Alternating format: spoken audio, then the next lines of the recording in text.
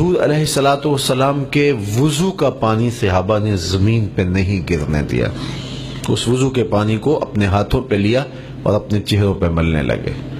اور جنہیں وہ پانی میسر نہ آیا وہ ان لوگوں کے گیلے ہاتھوں سے ہاتھ رگڑ کے اپنے چہروں پہ ملنے لگے جنہیں وہ پانی میسر آیا تھا. تو آقا کریم علیہ الصلوۃ والسلام نے جب صحابہ کی اس وارفتگی کو، اس محبت کو دیکھا تو فرمایا، اے میرے اصحاب، تمہیں اس بات پر کس نے ابھارا ہے؟ میں نے تو تمہیں اس بات کا حکم نہیں دیا کہ تم میرے وضو کے غسالے کو بھی اپنے ہاتھوں پہ لو اور اپنے چہروں پہ ملو.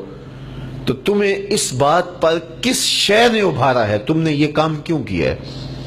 تو صحابہ نے عرض کی، حضور، اللہ اور اس کے رسول کی محبت نے. محبت کا تقاضا یہ ہے کہ محبوب کے قدم کا دھون بھی پیا جائے.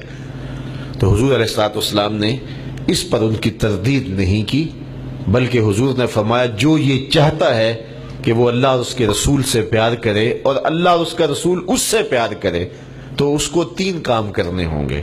ان میں سے پہلا کام فرمایا کہ وہ اپنے ہمسایوں کے ساتھ حسن سلوک کرے. یعنی تمہارا یہ عمل خیر ہے، لیکن ایسا نہ ہو کہ تم میرے ہاتھوں سے چھوئے ہوئے پانی کو تو اپنے چہروں پہ ملو لیکن اپنے ہمسایوں کا خیال نہ رکھو. حضور نے صحابہ کے اس ادب کو بیان کیا، سنا، دیکھا، ملاحظہ فرمایا اور ساتھ کہا کہ کہیں محبت کے اس انداز میں دین کی اس قدر کو بھول نہ جانا.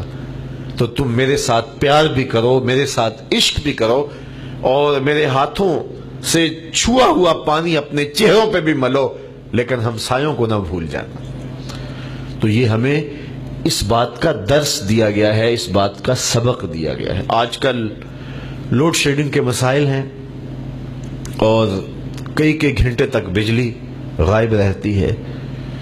تو اس میں نے دیکھا تنگ گلیوں میں 2 منزلہ مکان ہوتے ہیں تو ایک آدمی اپنا جنریٹر جو ساؤنڈ پروف بھی نہیں ہے، اس کی آواز کان پھاڑتی ہے، وہ گلی میں رکھ کے اپنے دروازے مقفل کر کے بند کر کے چین کی نیند سو جاتا ہے، چونکہ اس کا گھر، اس کے کمرے ساؤنڈ پروف ہیں اور ہمسایوں کے گھر کی کھڑکیاں بھی نہیں ہیں.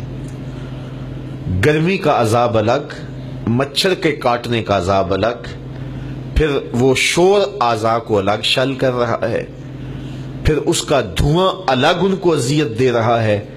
یہ اندر چین کی نیند سویا ہے اور ہمسائے کو مزید اذیت میں مبتلا کر دیا ہے. میرے رسول کا جو دیا ہوا دین ہے وہ تو یہ ہے، حضور نے ارشاد فرمایا اپنے گوشت کی خوشبو سے غریب ہمسائے کو تکلیف نہ دو. یا تو تھوڑا سا پانی زیادہ ڈال لو اور شوربے کی ایک پیالی ہمسایوں کے گھر بھی بھیج دو.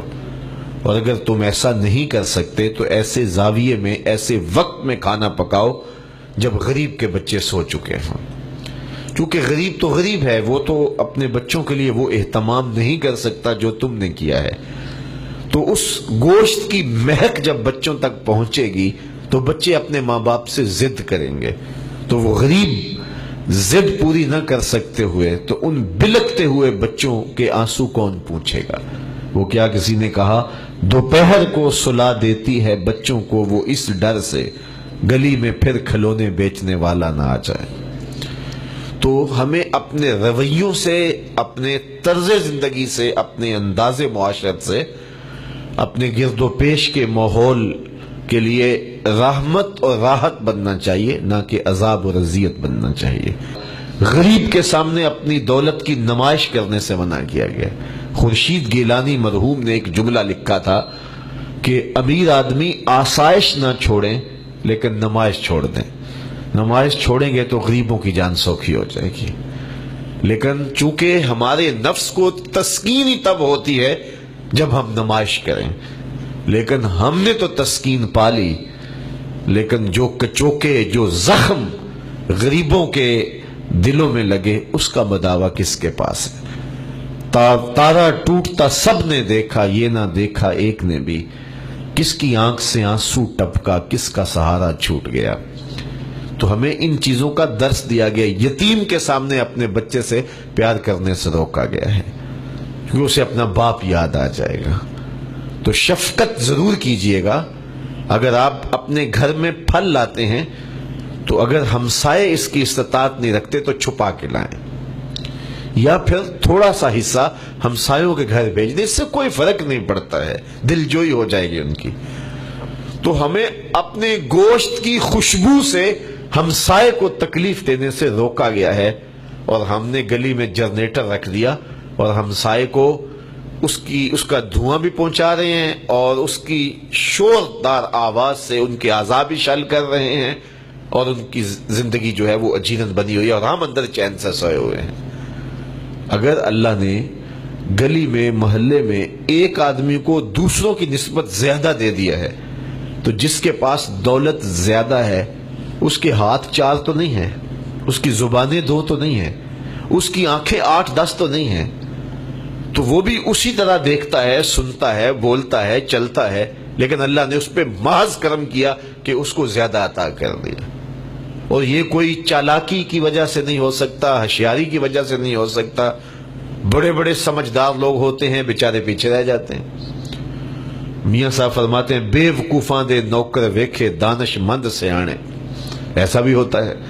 تو یہ نہ تو دولت جو ہے وہ علم کی وجہ سے آتی ہے، نہ ہنر کی وجہ سے آتی ہے، نہ محنت کی وجہ سے آتی ہے، یہ محض اللہ کی عطا ہے. تو اگر ایک گلی میں 10 گھر ہیں اور ایک بندے کو اللہ نے زیادہ عطا کیا ہوا ہے تو وہ سوچے کہ میرے میں کون سی خصوصیت ہے کہ اللہ نے مجھے باقیوں سے زیادہ نوازا ہے اور زیادہ دیا ہے. تو وہ سمجھے کہ اللہ نے مجھے آزمایا ہے، اب ان 10 لوگوں کی کفالت میں اپنے ذمہ لوں.